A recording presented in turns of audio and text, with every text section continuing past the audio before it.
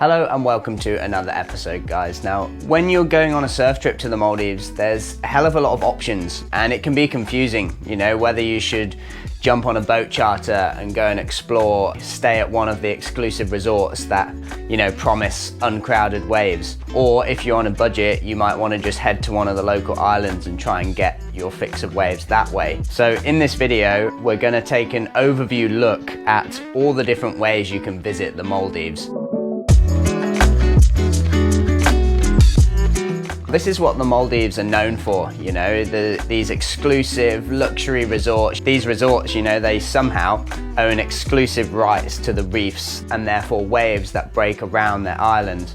So most notably Cinnamon Donavelli and Lohifushi Resort, you know, they're the two main resorts. There is some others as well in the islands, Niyama and Kanduma Resort as well, that have a similar kind of setup. They're just not as famous. The big draw to staying at one of these resorts is the exclusivity. You know, when you go to these resorts and book a surfing package, you know you're gonna surf uncrowded waves. They cap the amount of people that are staying at the resorts, and anyone outside of that little bubble can't surf. So you're obviously paying a lot of money, but you're going there with the knowledge that you're gonna get waves and there's gonna be minimal crowds when you do so. So if you've got the cash, that's a huge draw. You know, if I had the money to do that, I'd definitely do it. Another pro is that it's luxurious. Who doesn't want to stay in a really plush resort right in front of a wave? You know, it's a really nice place to stay regardless of the waves. So if you're heading there with a partner in tow, you've got like a nice place to hang out and enjoy the Maldives. You know, it's not just flying to the other side of the world to stay on some little beach hut with nothing else to do. And then capping the surfer numbers as well, I guess, is a pretty big draw. Obviously you've got the exclusivity and it excludes anyone from outside of the camp from coming.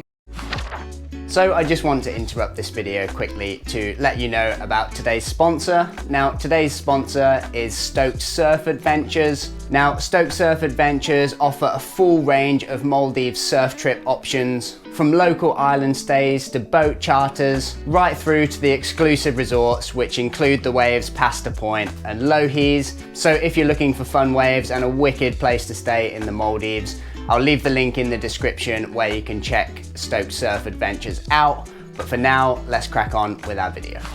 On the other hand, we've got the cons of staying at the resort, the big one being the cost. If you don't have the funds to do that, you know, it's a huge chunk of money you're gonna splash out on one trip. You know, you could in theory use that money to go to Indo or Mexico and go for double the length of time and maybe get more waves. Obviously then you've got to battle the crowd, so you are paying for the exclusivity. And then secondly, it's swell dependent. You know how tragic it would be to go to the Maldives, pay for this exclusive resort, and then it just be flat. The Maldives is a little bit fickle, so even in season it can go small and a bit shit. So that's something you've got to bear in mind. Obviously you can't help that, you know, if you're limited for time and you've only got a 1 or 2 week window where you can go on a surf trip, it's kind of out of your hands, so you just have to book and hope the swell. You know, I guess if you get it good, it's the best thing in the world, but if you've paid hundreds of $1,000s a night to stay at Pasta Point and it's just 1 foot every day, you'd be pretty pissed off.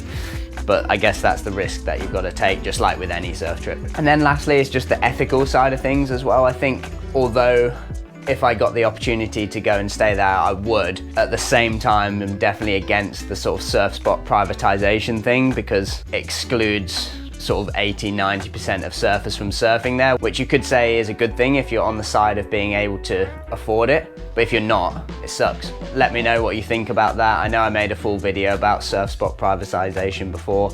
A lot of you voiced your opinions, which is really interesting to read.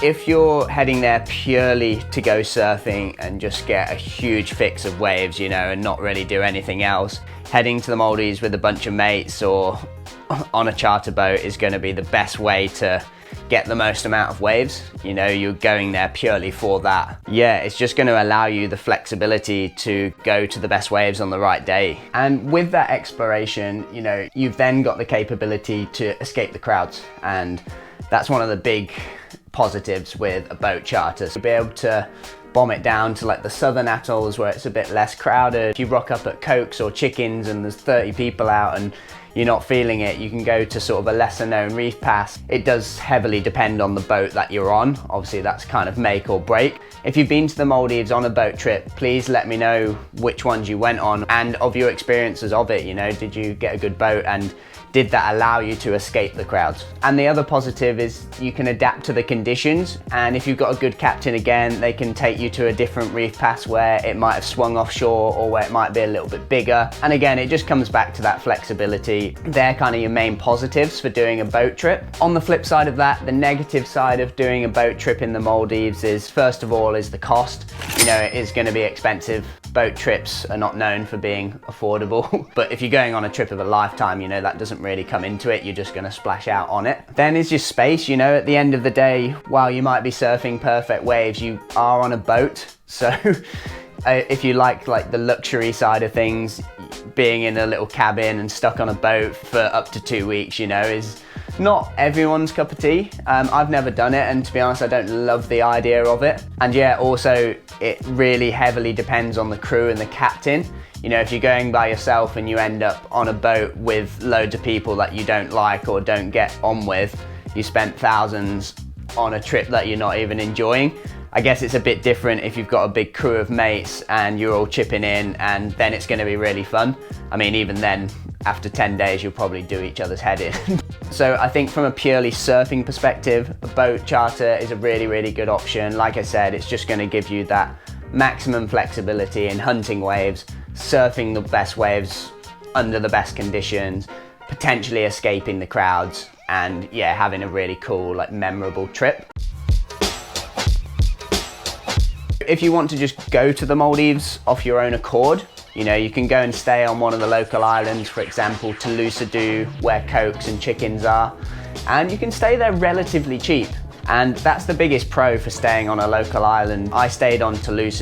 You can find rooms there for around $50 US, so if you're traveling with a mate or with your partner, $25 each a night to stay in the Maldives is pretty sick, if you ask me. Obviously, you can spend a little bit more than that, you know, depending on where you stay. I found meals as well not to be outrageous. It was kind of in that $10 to $15 range, which I didn't think was too bad. So, you know, you're eating 2 or 3 meals a day, that with your room, and then you might do the odd boat trip, like over to Chickens, which costs about $10. So realistically, you're gonna spend $50 a night for your room, probably about $30, $40 on food, and then a boat trip. So we'll say like $100 US per day, really. Obviously with that, you've got to factor in actually getting there as well. So I'd recommend staying on Toulouse. That's kind of like the main island. So you can get the ferry from Malé, and it costs about $35 each way.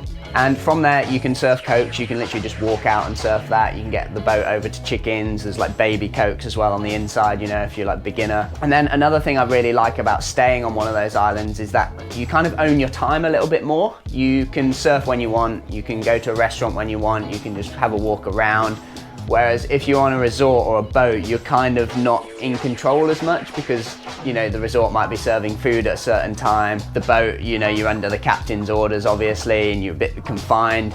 Whereas if you're a bit surfed out and you're on the island, you can just go, I'll just go and sunbathe this afternoon and just go get a drink on the beach or something. But then obviously staying on the local islands, there's a lot of cons to it as well. And the big one there is the crowds. So obviously by staying on Toulouse or any local island, you're exposed way more to the crowds because everyone can just go and surf it.